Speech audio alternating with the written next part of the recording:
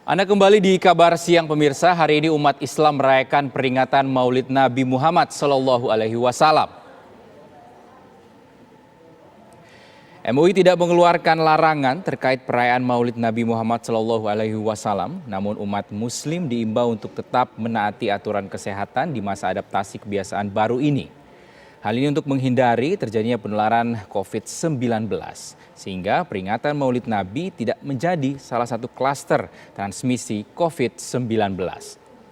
Sementara Satgas Penanganan COVID-19 juga mengimbau peringatan Maulid Nabi di masa pandemi hendaknya mengacu pada pedoman Menteri Agama tentang panduan penyelenggaraan kegiatan keagamaan di rumah ibadah dalam mewujudkan masyarakat produktif dan aman COVID-19 di masa pandemi.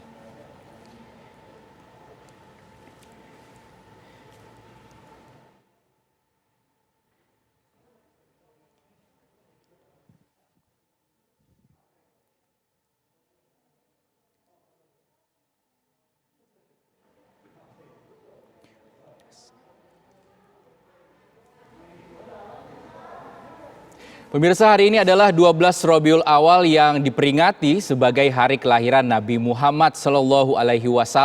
Lalu bagaimana kita meneladani kisah dan sifat Nabi, serta bagaimana cara kita memperingati Maulid Nabi saat pandemi? Sudah bergabung bersama kami Ustadz Das'at Latif.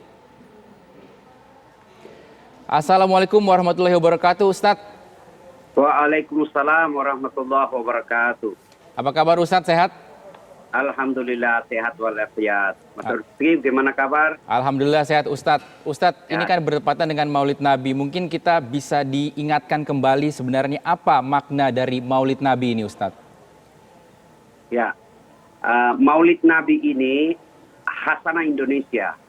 Ya, di mana umat Muslim memperingati hari lahirnya Rasulullah Muhammad SAW.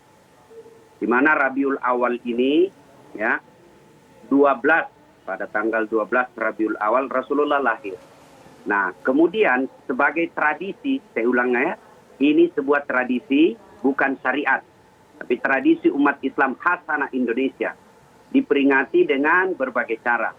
Kalau di kampung saya di Tanah Bugis itu memperingatinya lebih meriah dari perayaan hari Islam seperti Isra Mi'raj, Tahun Baru. Sebab di dalamnya ada ketan kuning, orang Sulawesi katakan songkolo, ya, kak dominya, ada telur dan sebagainya. Memang meriah. Nah, apa makna sebenarnya? Saya ceramah dari Sabang sampai Merauke memperingati Maulid, ya, termasuk hari ini saya ada di Padang untuk memperingati Maulid. Itu temanya sama. Maukah itu pejabat sipil, militer, tentara, masyarakat umum. Dengan hikmah Maulid kita meneladani Nabi. Jadi makna terpenting dari Maulid itu adalah meneladani Nabi. Cuma masalahnya kemudian adalah bagaimana caranya kita mau meneladani Nabi kalau sejarahnya Nabi kita tidak tahu. Ya, ada ibu-ibu saya tanya, Bu, kenapa tahun lahirnya Nabi disebut tahun gajah? Apa kata ibunya? Ya karena bukan tahun kambing Ustaz. Kan? Ditanya lagi sama anaknya, kenapa Pak disebut tahun gajah? Apa dia bilang bapaknya? Kenapa saya kau tanya? Apa gunamu sekolah? Karena dia juga tidak tahu kenapa disebut tahun gajah. Ya, nah, coba jamaah yang mendengar acara ini, Anda ajak di depan saya tanya, berapa anaknya Nabi? Berapa anaknya Nabi? Lebih banyak yang tidak tahu. Atau saya tanya lagi, siapa anak pertamanya Nabi? Banyak lagi yang tidak tahu. Saya dulu cepat sekali saya tahu sejarah Nabi. Kenapa? Karena ibu saya telah menuturkan sejarah-sejarah Nabi kepada keluarga. Nah, ada lagu saya waktu kecil diajarkan ibu saya.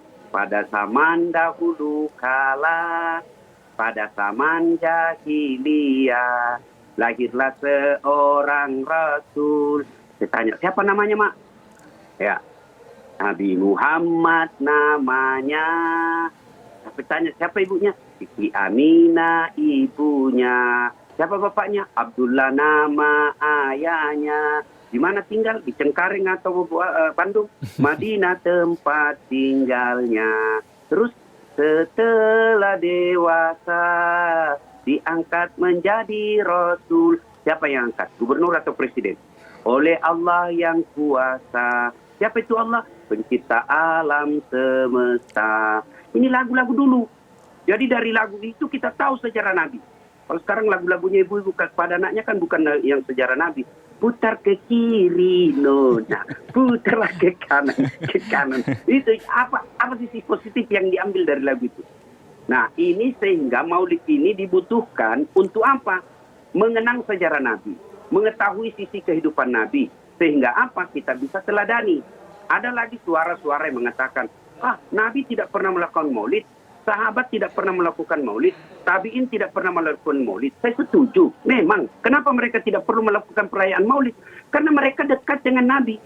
Mereka hidup sesama dengan Nabi, sehingga mereka ingatan mereka masih segar. Jadi tidak perlu lagi diingatkan. Mereka hidup sesama dengan Nabi, bergaul dengan Nabi. Jadi tidak perlu mereka lihat sendiri Nabi, mereka hidup sesama dengan Nabi, jadi segar ingatannya. Nah kita 1400 tahun yang lalu pasti ada bias, ada yang lupa. Sehingga perlu diadakan maulid. Tujuan akhirnya adalah meneladani Nabi dalam kehidupan sehari-hari. Itu sebenarnya yang terpenting, meneladani Nabi. Sebagai firman Allah, laqad kana lakum fi rasulillahi uswatun hasanah. Sungguh pada diri Rasulullah itu terdapat contoh teladan yang sangat baik. Masalahnya bagaimana kita mau mencontoh Nabi kalau sejarah Nabi kita tidak paham. Nah, diharapkan dengan maulid ini kita bisa mendengarkan, ya, sebagai penceramah, saya bisa kisahkan lagi sejarah kehidupan Nabi. Bagaimana menjadi pemimpin yang baik. Nah, di masa pilkada serentak ini, ya kita berikan masyarakat, begini loh Rasulullah dan para sahabat dalam memimpin, begini cara memimpin, hindari money politik. Nah, diberikan seperti itu. Ya, jadi tidak ada gunanya maulid kalau kita tidak bisa meneladani Nabi pada diri apapun profesi kita. Karena pada diri Rasulullah semua ada. Mau sebagai pemimpin, Rasulullah sebagai kepala negara. Mau dalam rumah tangga, Rasulullah bapak dari anak dan istri. Mau sebagai ekonom, beliau berdagang. Semua ada pada diri Rasulullah. Nah, Rasulullah itu sebagai prototipe muslim. Ya? Baik, Ustadz.